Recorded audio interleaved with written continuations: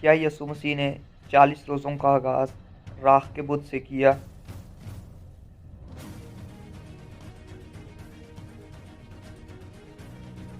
کیا راکھ کے بت کو منانا ہمارے لیے لازمی امر ہے یا ایک بدعت ہے؟ بائبل مقدس ان تمام باتوں کے بارے میں جواب فراہم کرتی ہے۔ جاننے کے لیے جڑے رہیے۔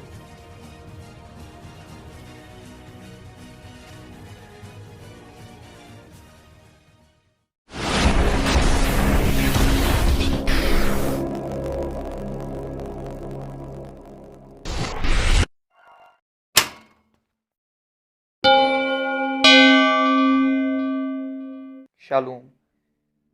وائز لکھتے ہیں، ہر ایک کام جو آسمان کے نیچے زمین پر ہوتا ہے، ہر ایک چیز کا وقت ہے۔ لگانے کا ایک وقت ہے، اکھاڑنے کا ایک وقت ہے، تعمیر کرنے کا ایک وقت ہے اور ڈھا دینے کا ایک وقت ہے۔ خدا نے جس چیز کو جہاں پر رکھا، چاہے وہ دن رات ہے، اشرف المخلوقات ہیں، حیوانات ہیں، جمادات ہیں، نباتات ہیں، ان تمام کے پیچھے خداوند کی مرضی ہے۔ اسی لیے خداوند اپنی محبت کی خوبی ہم پر ظاہر کرتا ہے کہ ہم اس کی آمد ثانی کا انتظار کرتے ہوئے ہر طرح کی بدعت اور بری روش اور سوچ سے بچ سکیں۔ اس ویڈیو میں ہم جانیں گے کہ جو کہ لوگوں کے نزدیک لینٹ کے ایام یعنی کہ ماتم کے دنوں کا آغاز ہو چکا ہے اور وہ اس کو ہر سال مناتے رہیں گے، کیا بائبل مقدس اس کی اجازت دیتی ہے؟ اور اگر دیتی ہے تو کیا مقصد؟ اور اگر خلاف ہے تو اس کی نفی کی وجہ کیا ہے؟ جس طرح ہی بہار کا موسم شروع ہونے والا ہوتا ہے، رومن کیتھولک کلیسیا روزوں کے متعلق تعلیم دینا شروع کر دیتی ہے اور اس کے لیے روزے بھی رکھے جاتے ہیں۔ اور روزوں کو شروع کرنے کے لیے جو خاص دن رکھا جاتا ہے وہ بدھ کا ہے، جس دن عبادت کے بعد سروں پر راکھ کے ذریعے سے صلیب کا نشان لگا کر اس بات کے بارے میں بتایا جاتا ہے کہ ہم خداوند یسوع مسیح کی طرح صلیب پر جس طرح وہ فتح پا کر جی اٹھا، ہم بھی اپنے گناہوں پر فتح پائیں گے۔ اور راکھ کا استعمال کر کے روزوں کا آغاز کیا جاتا ہے، اور راکھ کا استعمال کرنے کے لیے کچھ حوالہ جات پیش کیے جاتے ہیں جو کہ ہمیں جاننا ضروری ہے۔ پہلا حوالہ پیدائش کی کتاب 3 باب 19ویں آیت کے مطابق، جب آدم اور حوا نے گناہ کیا تو خدا نے ان کو باغ عدن سے نکال دیا اور ان کو سزا دیتے ہوئے کہا، 19ویں آیت میں لکھا ہے، وہ اپنے منہ کے پسینے کی روٹی کھائے گا جب تک کہ زمین میں تو پھر لوٹ نہ جائے، اس لیے کہ تو اس سے نکالا گیا ہے، کیونکہ تو خاک ہے اور خاک میں پھر لوٹ جائے گا۔ دوسرا حوالہ وائس کی کتاب باب نمبر 3 اور 20ویں آیت میں مرقوم ہے، سب کے سب ایک ہی جگہ جاتے ہیں اور سب کے سب خاک ہیں اور سب کے سب پھر خاک سے جا ملتے ہیں۔ تو یہ گویا ایک طرح کی نشاندہی ہے کہ جب بھی ہم راکھ کا بدھ مناتے ہیں یا راکھ کا استعمال کرتے ہیں تو ہمیں اپنی موت کے بارے میں فکر مند ہونے کی ضرورت ہے کہ ہمارا یہ جو بدن ہے یہ ڈھایا جائے گا اور اس کے بعد ہم اس میں سے نکل کر خدا کی بادشاہی کے مزید منتظر ہو جائیں گے۔ دوسرا سوال یہ آتا ہے کہ یہ راکھ کہاں سے آتی ہے؟ یہ راکھ کھجور کی ڈالیوں سے بنائی جاتی ہے۔ یہ وہی ڈالیاں ہیں جب خداوند یسوع مسیح شاہانہ طور پر یروشلم میں داخل ہوتے ہیں تو وہاں کے لوگوں نے آپ کا استقبال کھجور کی ڈالیوں سے کیا، اور اسی طرح مسیحی بھی اس کی نقل کرتے ہوئے جب اپنے چرچز یا کلیسیاؤں میں اس دن کو مناتے ہیں تو ان ڈالیوں کو محفوظ رکھتے ہیں اور اس سے ہی خاک کو بنایا جاتا ہے۔ کھجور کی ڈالیاں ہی کیوں استعمال کی جاتی ہیں؟ کیونکہ کھجور کی ڈالی فتح مندی کی طرف اشارہ ہے۔ زکریا نبی کا صحیفہ 9 باب 9ویں آیت میں نبوتی طور پر پہلے سے بتا دیا گیا، اے بنت صیون تو نہایت شادمان ہو، اے دختر یروشلم تو خوب للکار، کیونکہ دیکھ تیرا بادشاہ تیرے پاس آتا ہے، وہ صادق ہے اور نجات اس کے ہاتھ میں ہے، وہ حلیم ہے اور گدھے پر بلکہ جوان گدھے پر سوار ہے۔ تو گویا جب راکھ کا استعمال کیا جاتا ہے تو وہ مسیحی یہ سمجھتے ہیں کہ ہم بھی یسوع مسیح کی طرح فتح یابی پا گئے یا پا جائیں گے۔ اور ان روزوں میں خاک کا استعمال عاجزی اور غم کے لیے بھی کیا جاتا ہے، کیونکہ ہم یہ روزے رکھ کر یسوع مسیح کے دکھوں میں شریک ہونے کی کوشش کرتے ہیں۔ عاجزی اور غم کے لیے بائبل مقدس میں سے جو حوالہ جات پیش کیے جاتے ہیں، دوسرا سیموئیل 13 باب 19ویں آیت کے مطابق، اور تمر نے اپنے سر پر خاک ڈالی اور اپنے رنگ برنگ کے جوڑے کو جو پہنے ہوئی تھی چاک کیا، और सर पर हाथ धर कर रोती हुई चली। अयूब की किताब दूसरे बाब 8वीं आयत के मुताबिक जब अयूब से सब कुछ छीन गया तो उसने अपना गिरेबान चाक करके कहा, मैं बरहना अपनी माँ के पेट से निकला और बरहना ही जाऊंगा। खुदावन ने दिया और खुदावन ने ले लिया और खुदावन ही का नाम मुबारक हो। और इसके बाद जब उसको जल्दी मर्ज लगा तो 8वीं आयत में लिखा है, और वो अपने खुजाने के लिए एक ठीकरा लेकर राख पर बैठ गया। मजीद यिर्मयाह नबी का सहीफ़ा 6 बाब 26वीं आयत के मुताबिक, ऐ मेरी बिनते कौम टाट ओढ़ और राख में लेट अपने इकलौतों पर मातम और दिल खराश नुहा कर, क्योंकि गरतगर हम पर अचानक आएगा। तो गोया राख का बुत मनाना हमें मौत की तरफ, फतामंदी की तरफ और गम और आजिज़ी की तरफ दोबारा राग़िब करता है।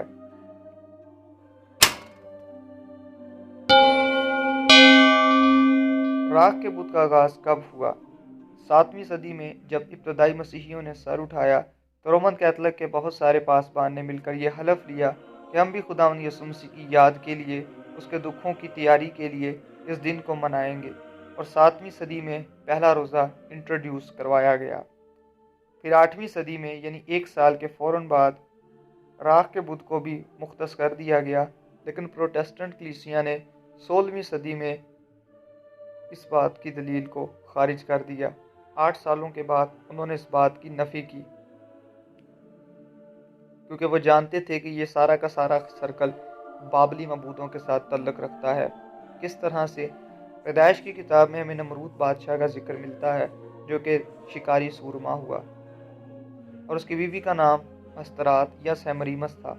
ये देवी जहाँ जहाँ गई इसके नाम बदल गए, लेकिन इसके काम और इसकी ख्वाहिशात एक ही तरह की थी। और नमरूद की वफ़ात के बाद जब उसकी बीवी हामला होती है तो उसने कहा कि जो बेटा मुझसे पैदा हुआ ये सूरज की शुआओं से हुआ है, इसलिए उसका नाम तमूज रखा गया, जो कि शमस देवता या मित्रा भी कहलाता है। और जब उसकी वफ़ात हुई, क्योंकि वो अपने बाप के नक्शे कदम पर चलते हुए शिकारी बना और जंगल में एक जानवर सूअर ने जब उसको मारा तो उसकी मौत वाक़या हो गई, तो 40 दिनों के लिए उस पर नोहा और मातम किया गया। और इसी तरह जो ख़वातीन थीं, जितने भी मर्द थे, सबों ने मातम किया और ये कहा कि तमूज जो था वो अबदी नींद सो गया। और फिर उसकी माँ ने ये एक और बिद्दत आयद की कि वो जी उठा है और आसमान पर चला गया है। अब आप सोच रहे होंगे कि जनाब ये किस तरह की फजूल बात है। ये फजूल नहीं, यिर्मयाह नबी के सहीफ़ा में वाज़िया तौर पर लिखा है। हिजकिय्याह नबी का सहीफ़ा 8वां बाब और उसकी 14वीं आयत में, फिर यिर्मयाह नबी का सहीफ़ा 7वां बाब 16वीं आयत जब आप पढ़ेंगे तो आपको इस दियो मलाई कसस का जिक्र बेहतर तरीके से मिल जाएगा, जिसके बारे में नबियों ने भी मुमानत की।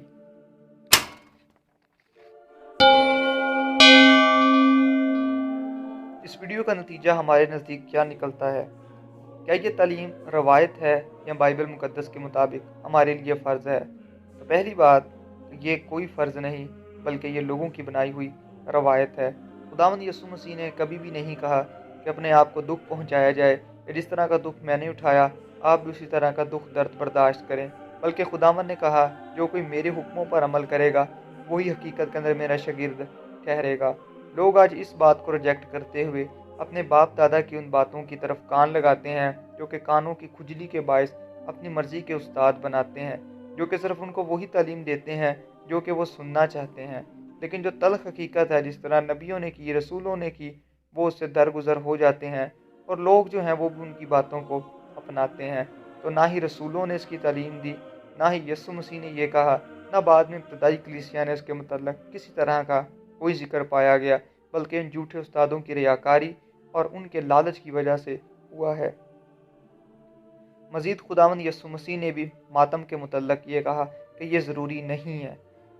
मत्ती की अंजील 9वां बाब 14वीं आयत के मुताबिक जब यूहन्ना के शागिर्दों ने ये पूछा कि हम तो अक्सर रोज़ा रखते हैं और फरीसी भी, तेरे शागिर्द क्यों खाते पीते हैं? तो यीशु मसीह ने कहा, क्या बराती जब तक दुल्हा उनके साथ है मातम कर सकते हैं?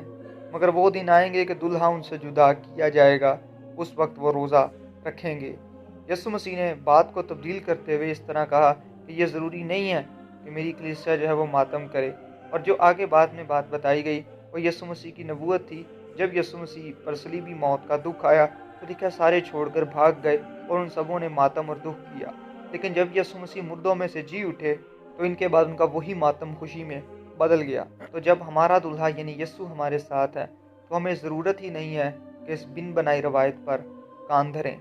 मज़ीद खुदावंद यस्सु मसीह ने भी अपनी मुनादी से पहले इस बात के बारे में बताया और पुराने अहदनामा में लिखा हुआ है, यशायाह नबी का सहीफ़ा 61वां बाब 3री आयत, सयून के गमज़दों के लिए ये मुकर्रर कर दो कि उनको राख के बदले सेहरा और मातम की जगह खुशी का रोगन और उदासी के बदले सताइश का खलत बख्शूं, ताकि वो सदाकत के दरख्त और खुदावंद के लगाए हुए कहलाएं कि उसका जलाल ज़ाहिर हो।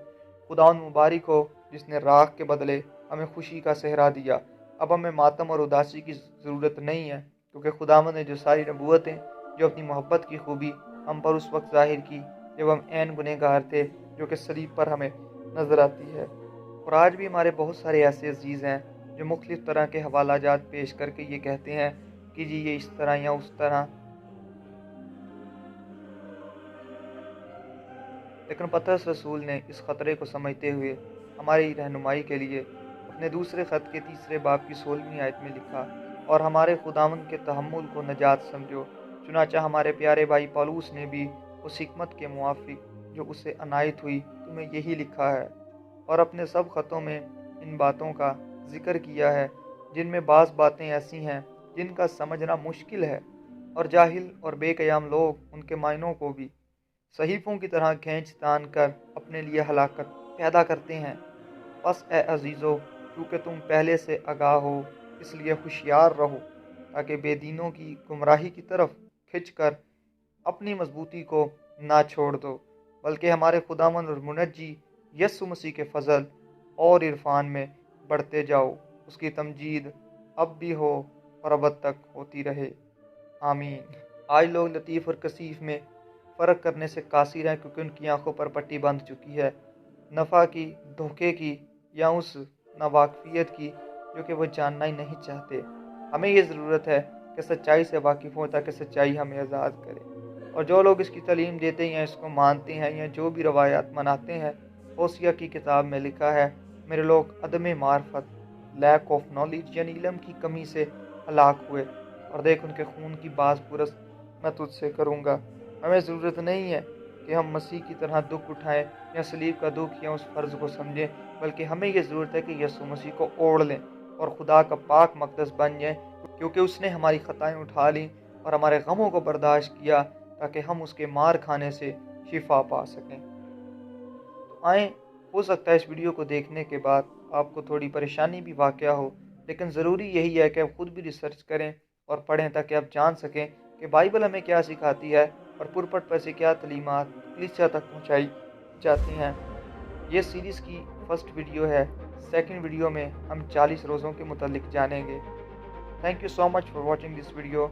अगर आपको ये वीडियो अच्छी लगी हो तो प्लीज़ इसको लाइक कीजिएगा और ज़रूर अपने अजीज़ व अकारीब तक शेयर कीजिएगा, ताकि वो भी इंजील मुक़द्दस की मुनादी के पैगाम को समझ सकें। Stay blessed, be safe, stay connected, आमीन।